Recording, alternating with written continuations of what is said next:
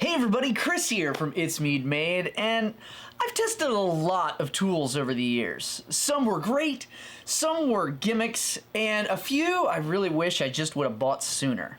The truth is, your toolkit has just as much impact on your 3D printing experience as your 3D printer.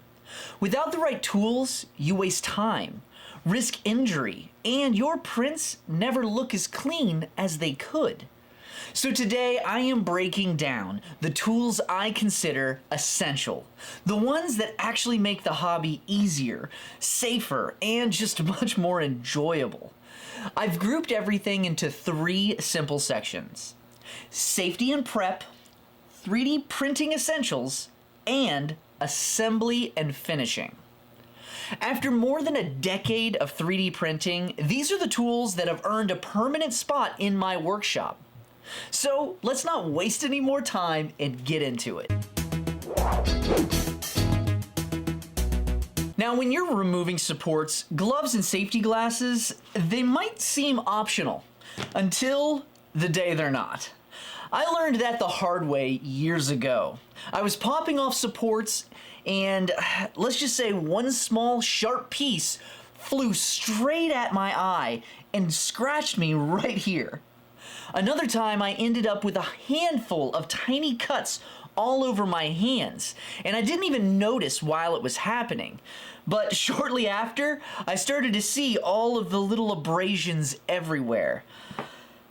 Wasn't fun. Those were the moments that I realized I pushed my luck enough times.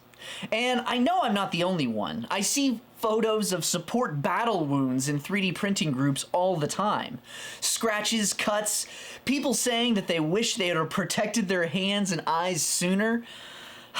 So now I wear cut-resistant gloves, and what they do is they just help, and they allow me to get good grips on my supports, rip them off, break them, and not worry about any kind of cuts or abrasions. And the great thing about these gloves is they have this little dip, and I still have all of the dexterity I need to be able to pick up things and use them easily. And when it comes to safety glasses, these are just normal safety glasses. You can get these just about anywhere. I think I picked these up at Lowe's. But the big thing is it's important to be able to protect your eyes in some way, whether that's goggles, safety glasses, even if you have regular glasses and put on some side shields.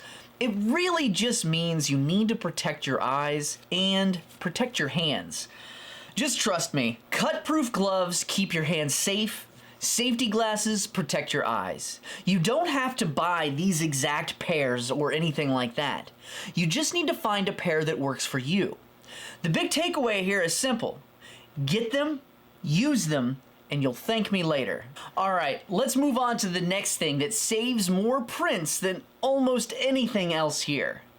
You probably already have this in your kitchen too. This one is the easiest way to fix bed adhesion problems. And this isn't in your slicer, this is in your kitchen. And that is dish soap. Warm water, dish soap, and a soft microfiber cloth or soft sponge can solve more first layer problems than most would realize. This isn't about tweaking settings. This is about the hardware and keeping it clean. Now, I just use regular Dawn dish soap, and nothing fancy, nothing like that. I mean, this is just the normal stuff. You can see I got a big jug of it because I share it between the kitchen and my studio. But all you gotta do is a few drops, wash it, and then dry it. And here's the part that gets people all the time. Once it's clean, only handle the edges of the plate. Your fingerprints can ruin bed adhesion because of the oils in your skin. Also, some filaments can leave residue on the plate, and you're going to need to wash that away. Now, there's nothing fancy about this at all. It's just consistency. A clean plate is one of the simplest ways to get a better first layer. It's cheap, it's easy, and genuinely effective. And speaking of build plates, the next tool is actually one of my go-to upgrades when I want things to stick without fighting settings.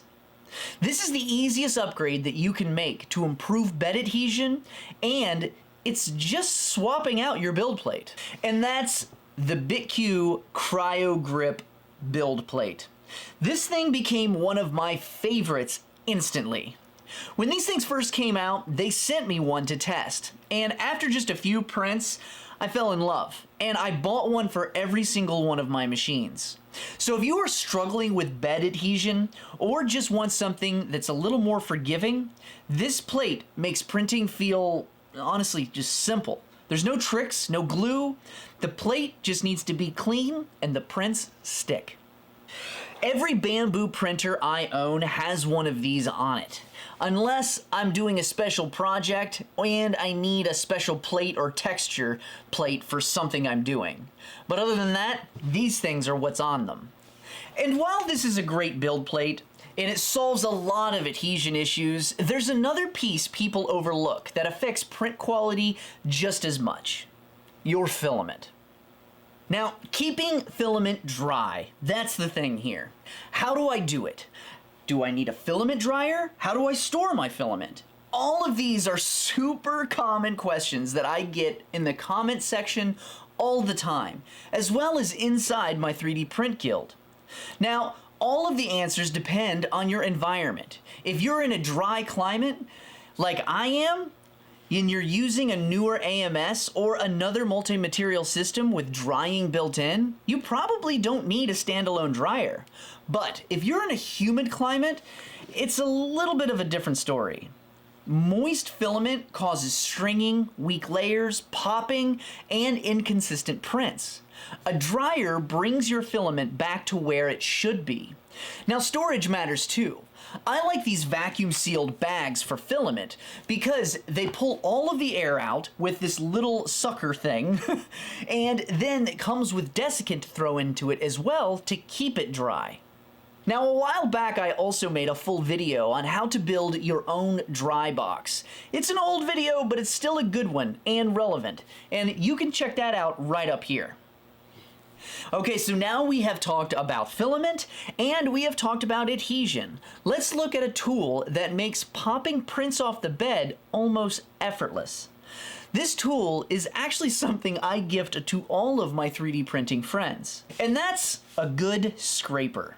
Now, a good scraper can make a bigger difference than you might expect, and the Panda Edge scraper is the best one that I have used. And it has this razor sharp edge, and you can pop prints off the bed pretty easily. And the best is you can clean off those stubborn brims that are welded to the bed themselves so easy. And this actually has a built-in magnet to where you can stick it right on the side of your printer so you always know where it's at. Now, you don't need this exact scraper, but you do need a good scraper. It's one of those tools that pays off almost immediately because you reach for this almost every single time you finish a print. Now, once the print is off the plate, you still have to deal with those supports sometimes. That's where a good pair of snips comes in. Now, I'm not saying one of those crappy pairs that come with your printer and where the silicone handle falls off over time. I honestly tell people to just throw these away because they're terrible. And I really strongly recommend buying a good solid pair of snips. Snips are one of the tools you'll use more than anything else in 3D printing. And it's one of those that comes with most printers, and like I said, they're not great. A good pair of flush cutters give you a cleaner cut, gives you more control, and makes support removal much easier sometimes. The big reason why I recommend upgrading is simple. Good snips last. And the pair that I have had right here, I've had these for years and they still cut cleanly. It's one of the best tools that I feel like you can invest in for sure. And speaking of cleaning off edges, the next tool smooths out those leftover brims and imperfections in seconds. And that's a deburring tool. This is one of those upgrades I wish I had bought years earlier. Now, I used to scrape brims off my prints with an X-Acto knife. It was slow working around the print and hoping I didn't slip. Now, it worked, but it was a little clumsy and inconsistent. After enough people kept saying, Chris, get a deburring tool. Chris, you really need a deburring tool. Why don't you have a deburring tool, Chris? I finally broke down and bought one. And to be honest, the very first pass, it took an entire brim off in one smooth motion. And that was the moment I thought, okay, I should have listened to everybody sooner, and this will stay on my bench forever. And it has. Now, if you print with brims like I do, this saves so much time removing some of those brims that just kind of stick on your prints instead of stay on the bed. So, if you use brims a lot, this tool saves time, gives cleaner edges, and it just makes post-processing so much easier. And once the brims are cleaned off, there are still sometimes those stubborn supports that you just can't take off with your hands, where your fingers just can't quite grab it. And I have the perfect solution for that. And that's a mini plier set. This is one of those tools you don't realize you need until you finally get one. Different supports need different approaches sometimes. Having, say, needle nose pliers to help grab something versus curved needle nose pliers can make a huge difference sometimes. It just gives you so much more control than your hands alone.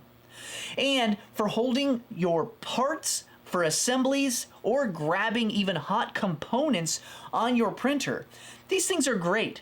Now, what I love about this set is it has this little display block, and I love it because I can instantly see if I'm missing something, and that is the point where I stop, look around in my shop, and make sure I put it back, because I don't want these things to just run off.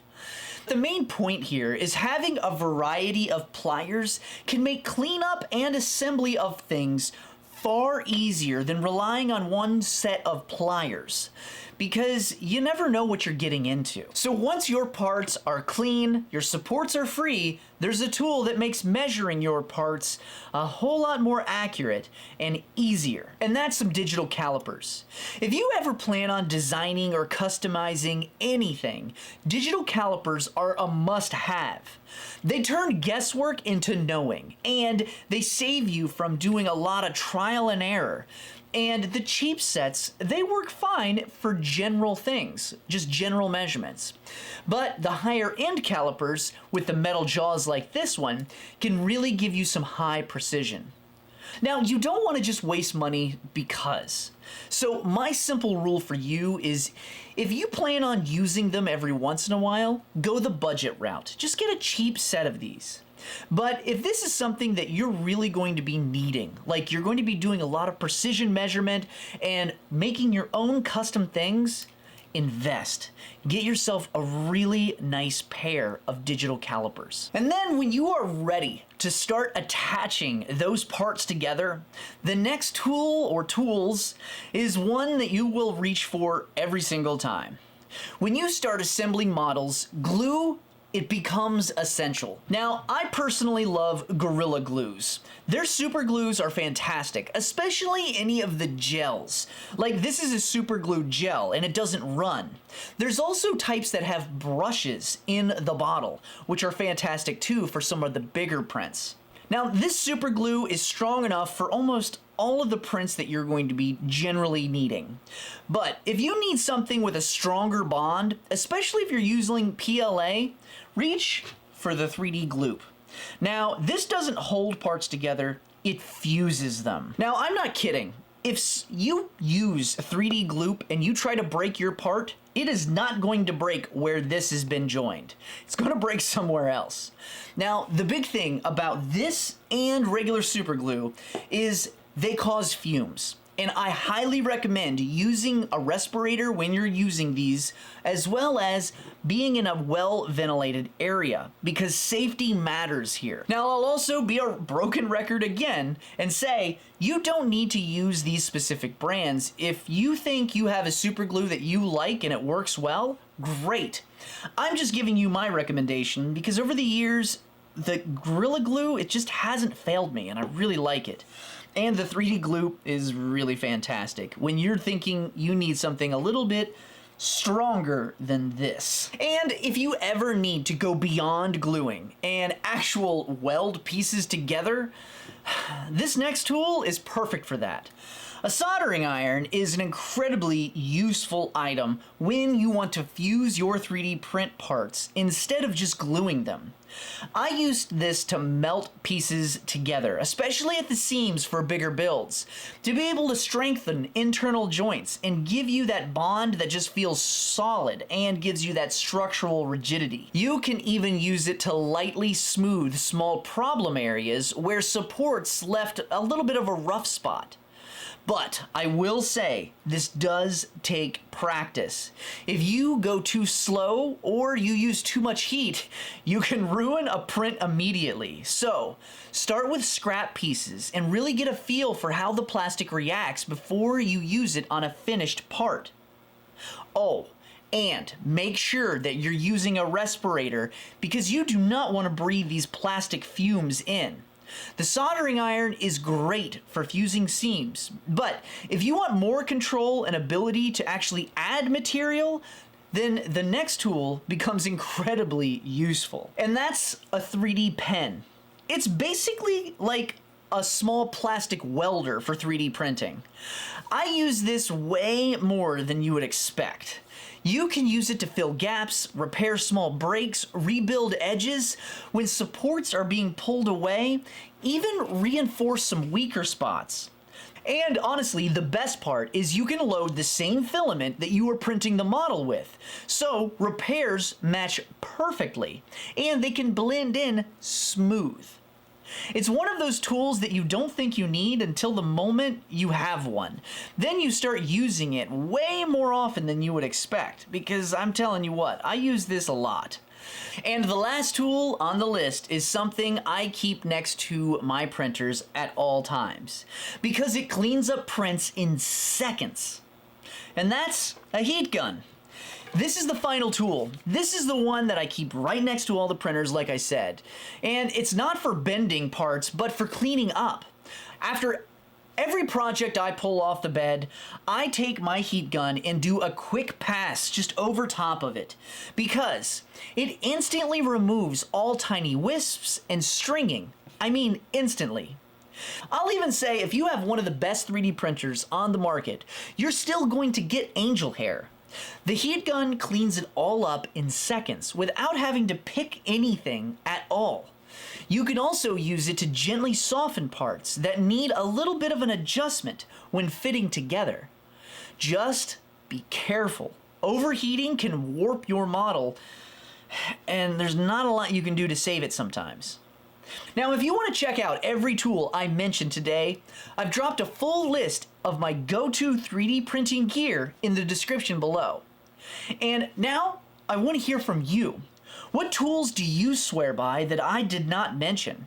Share them in the comments so we can help each other level up our setups. And as always, I wish you a great day, and I'll see you in the next video right here.